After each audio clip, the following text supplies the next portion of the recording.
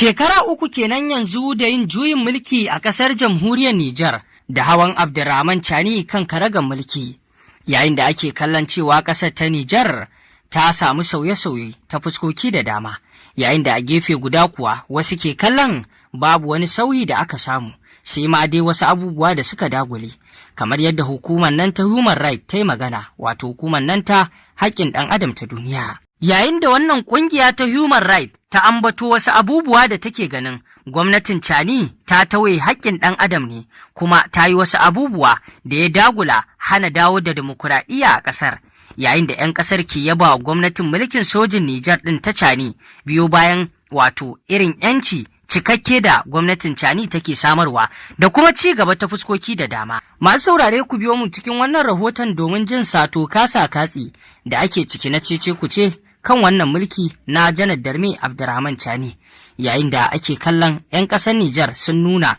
jin daɗin su ga mulkin, sai dai wasu na ganin akwai abubuwan da ke tafiya ba daidai ba. Gabanin cikar shekaru uku da juyin mulkin soji da aka yi a Nijar, wanda zai kama ranar Lahadi, ƙungiyar kare haƙƙin bil'adama ta Human Rights Watch HRW ta zargi gwamnatin sojin ƙasar da rashin wato kataɓus wajen inganta rayuwar 'yan ƙasar baki ɗaya. Ƙungiyar ta zargi shugabannin mulkin sojin ƙasar da hannu wajen ƙara taɓarɓarewar kula da kare haƙƙin ɗan adam.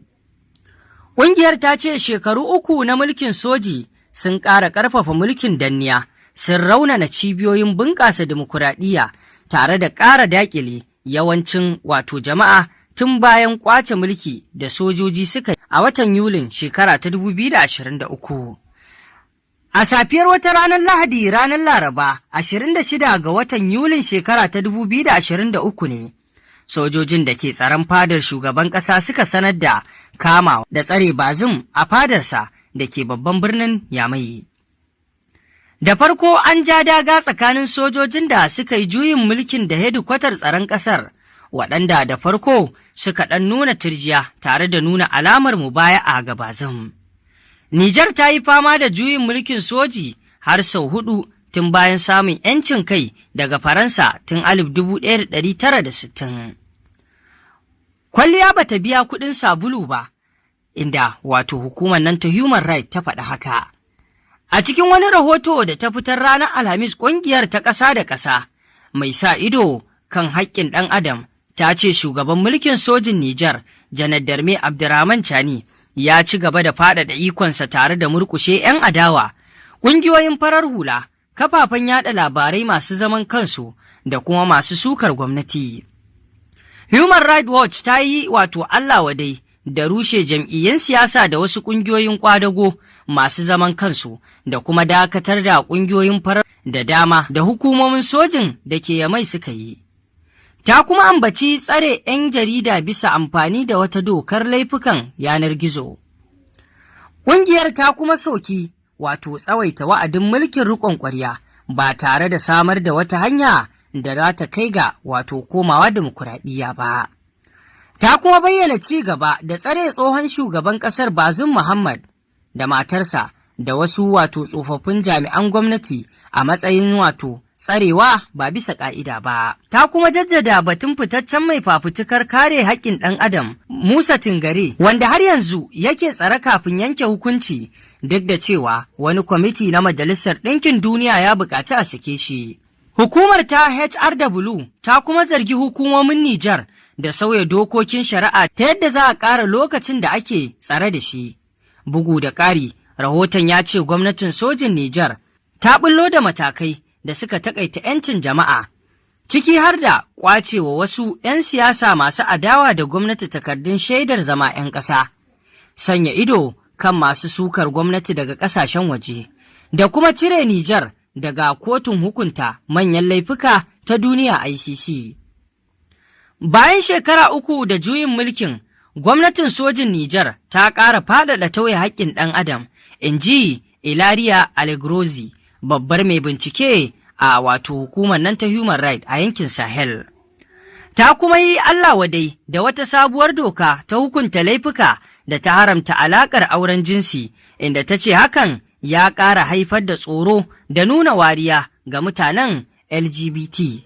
waɗanda ƙungiyar ta ce an tauye wa haƙƙi sun haɗa da tsohon shugaban ƙasa Muhammad Bazoum da matarsa, tsohon ministan harkokin cikin gidan ƙasar Hamma Ahmadu. Waɗannan su ne wanda aka lissafa kamar yadda wato hukumar ta HRW ta faɗa. Ƙoƙari da gwamnatin Nijar ke yi a yanzu, tun bayan da sojojin suka ƙwace mulki a ranar 26 ga watan Yuli na shekara ta 2023, inda suka hamɓarar da zaɓaɓɓen shugaban ƙasa Muhammad Bazoum, suna masu cewa sun ɗauki matakin ne saboda taɓarɓarewar tsaro sakamakon hare-haren ƙungiyoyi masu tsatsauran ra'ayi. Har yanzu gwamnatin sojin Nijar da ke Niamey ba ta mayar da martani kan waɗannan zarge-zarge ko rahoto na Human Rights Watch ba, har yanzu, har zuwa wannan lokaci da wato aka haɗa wannan rahoto kamar yadda BBC ta faɗa.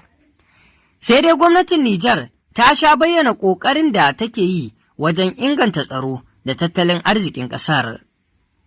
Bayan juyin mulkin Nijar ta ƙara gyara alaƙa da gwamnatocin soji na Mali da Burkina Faso, waɗanda su ma suke ƙarƙashin mulkin soji bayan juyin mulki da suka yi a lokuta daban-daban. Ƙasashe uku sun kafa ƙungiyar ƙawancen Sahel, wato Alliance of Sahel State AES, bayan yanka alaƙa wato da ECOWAS da wasu ƙasashen yamma musamman Faransa tare da ƙara ƙarfafa haɗin gwiwar tsaro da Rasha. Alaƙar Nijar da Turkiyya. A shekara ta 2024 gwamnatin ta jamhuriyar Nijar ta ƙulla wata yarjejeniyar alaƙa ta haƙar ma'adanai mai tsoka da ƙasar Turkiyya. Yarjejeniyar da aka cimma tsakanin ƙasashen biyu ta ƙunshi baiwa duk wani kamfanin Turkiyya da wato nuna aniyar gudanar da aikin haƙo ma'adanai a ƙasar ta Nijar duk abin da yake buƙata. An sanar da kulle yarjejeniyar ne a lokacin ziyarar da manyan jami'an gwamnatin Turkiyya suka kai a jamhuriyar Nijar, ƙarƙashin jagorancin ministan harkokin wajen na Turkiyya, Hakan Fidan. Ziyarar jami'an Turkiyya ta zo ne watanni bayan ziyarar da Firaministan jamhuriyar Nijar Ali Muhammad Lamin Zan ya kai Turkiyya, inda ya ce muna sa ran cewa masu saka jari a ɓangaren tattalin arziki za su zo domin zuba jari a Nijar. Kuma za mu ba su duk abubuwan da suke bukata ta yadda al'ummarmu za su ci gajiyar ma'adanai da za a haƙo kamar yadda aka wato ambato Firaministan Nijar Ali Muhammad Lamin Zan na bayyanawa a lokacin ganawarsa da tawagar gwamnatin Turkiyya. Ƙungiyar ƙasashen masu samar da makamashin nukiliya ta ce Nijar ce ƙasa ta 7 wato cikin ƙasashen da uranium a duniya. Kafin juyin mulkin, Faransa ce babbar mai ruwa da tsaki a harkar makamashin uranium na jamhuriyar Nijar. To amma tun bayan juyin mulkin ta ɗauki wasu matakai ciki har da ƙwace lasisin haƙar ma'adanai na kamfanin haƙar ma'adanai na Orano na Faransa da kamfanin haƙar ma'adanai na ƙasar Canada. Haka kuma ƙasar ta ƙulla yarjejeniya da Turkiyya a ɓangaren tsaro domin ganin ta yaƙi mayakan ƙungiyar IS da na Al-Qaida. Mun tattauna kan yadda za mu bunƙasa ɓangarorin tsaro da tattara bayanan sirri a ƙoƙarin da ake yi na yaƙi da ta'addanci a Nijar, kamar yadda muka yi a Somalia, in ji ministan harkokin waje na Turkiyya Hakan Fidan a lokacin ziyarar tasa. A watan Afrilu, Turkiyya da jamhuriyar Nijar sun amince da su ƙara ƙarfafa dangantaka ta tsaro ta hanyar samar da jirage marasa matuƙa ƙirar Bayraktar TB2 ga rundunar sojin jamhuriyar Nijar. Haka kuma Turkiyya a lokacin cewa za ta baiwa Nijar makaman da wato hambararren shugaban ƙasar Muhammad Bazoum ya yi oda daga ƙasar. A watan Maris, gwamnatin mulkin sojin Nijar ta sanar da soke yarjejeniyar da ke tsakaninta da Amurka, inda hakan ya tirsasa wa dakarun Amurka masu yaƙi da ayyukan ta'addanci a yankin Sahel ficewa daga ƙasar ta Nijar. Wannan shine dai abin da BBC ta faɗa. Amma a bisa yadda 'yan ƙasar Nijar ke ambatawa, a yanzu fa suka san ake mulki, domin mulkin Cani ya zo masu da abubuwa da dama na ci gaba, haka zalika da samar da tabbataccen 'yanci ga 'yan ƙasa, domin yadda 'yan Nijar ke bayyanawa a da, Faransa na cewa ta ba su 'yanci amma ba 'yanci ne mai suna 'yanci ba, sai da waɗannan sojoji suka zo na CNSP ƙarƙashin Cani suka samar masu da 'yancin da suke nema da kuma ci gaba ta fuskoki da dama.